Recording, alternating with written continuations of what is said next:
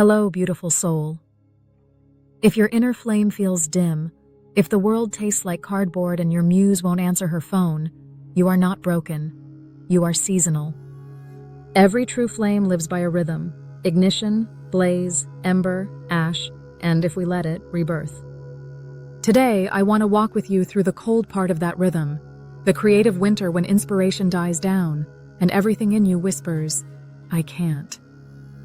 We'll hold hands with science, sit beside the mystics, and remember how the phoenix learns to breathe again.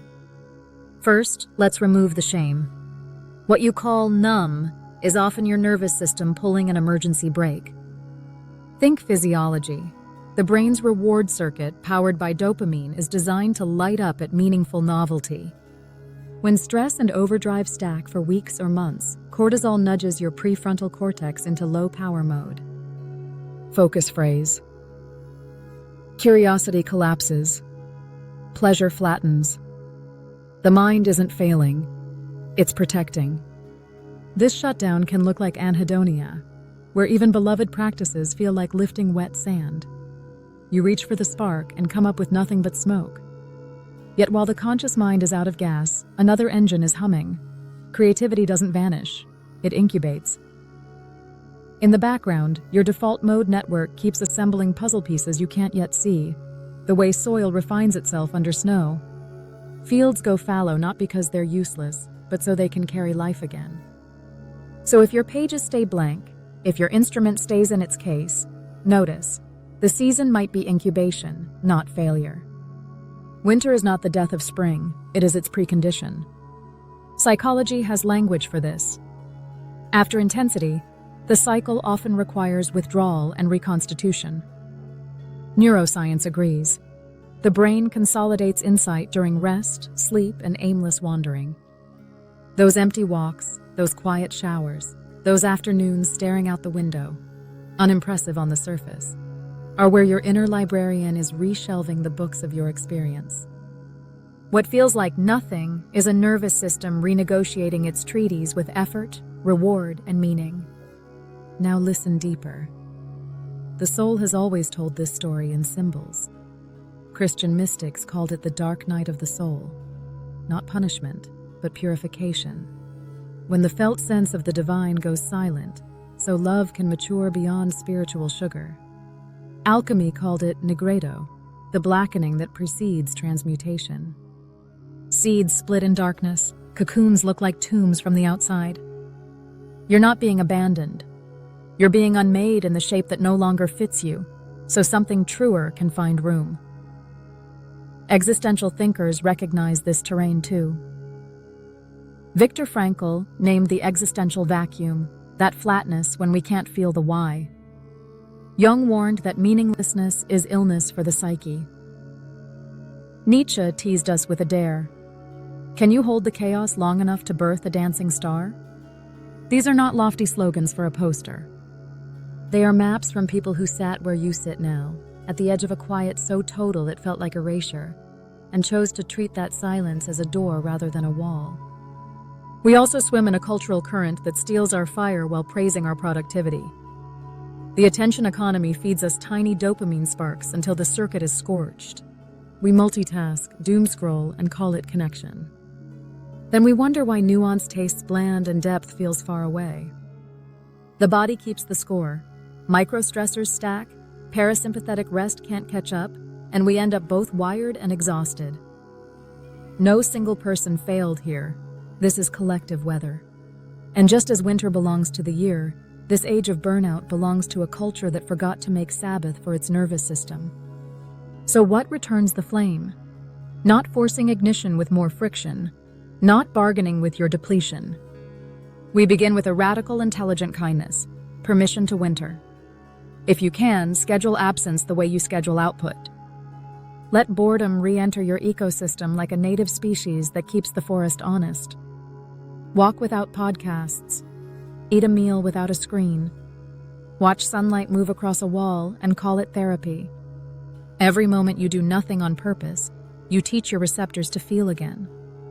Meanwhile, give your biology the cues it recognizes as safety. Sleep like it matters, because it does. Move your body daily enough to stir endorphins without demanding performance. Let morning light touch your eyes. Feed yourself in ways that stabilize blood sugar and mood. These aren't side quests. They are the biochemical scaffolding of renewed desire. Dopamine doesn't just rise with novelty. It also heals with attainable wins.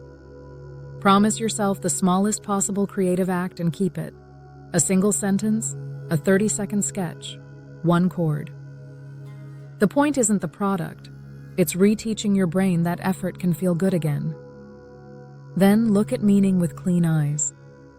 Often inspiration dies because we drifted from the river that feeds us. Ask, what did my work used to do for me that it doesn't do now? What did I trade for speed or applause?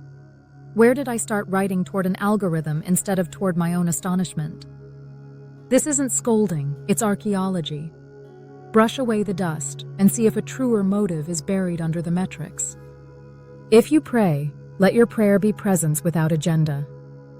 If you meditate, sit with the ache without labeling it bad.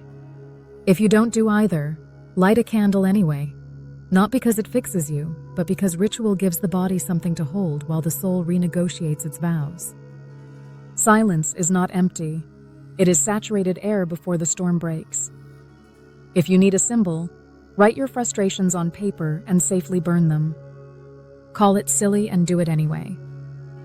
Ash speaks a language your thinking mind doesn't. Remember, too, that you're not walking alone. Burnout is a group project we never signed up for, so let the antidote be communal. Tell a friend, my fire is out. Borrow their spark for a while. Lend yours back when it returns. Read one page of a book that once rearranged you. Visit a museum, not to be productive, but to stand quietly near someone else's survival. Sometimes our flame is rekindled by proximity to someone who kept theirs alive long enough to paint it. And when the ember finally glows, because it will, guard it from the old winds. Don't sprint because you can jog. Don't say yes to everything because you finally feel something. Build a gentle ramp back into your practice. Think seasons, not sprints. Make Sabbath a system, not a crisis response. Your art is not a factory line, it's a living biome. Healthy biomes include predators and decay and wildflowers and winter. Let your process have weather. Here is the secret I don't want you to just understand. I want you to trust. Inspiration doesn't return despite the winter. It returns because of it. The pause is part of the music. The dark is part of the dawn. When the fire goes out, the room gets quiet enough to hear the unlit world. There, in that hush, the next pattern gathers itself. The way a phoenix gathers breath in the ash. Unhurried, unbeholden to our deadlines. Convinced of its own inevitability. So tonight, don't beg the muse. Make tea. Tidy a corner of your table. Lay out a pen. Whisper to your nervous system, we're safe. Whisper to your soul, take your time. Whisper to the ember, I see you. And when it flares, as all honest embers do when watched with love, promise it this: you will not drag it into a blaze before it's ready. You will tend it, breathe with it, and move at the speed of truth. That is how the fire returns and stays, by being wanted, not used. If no words come yet, borrow mine. Your winter is holy, your emptiness is intelligent, your silence is seed. The thaw has already begun.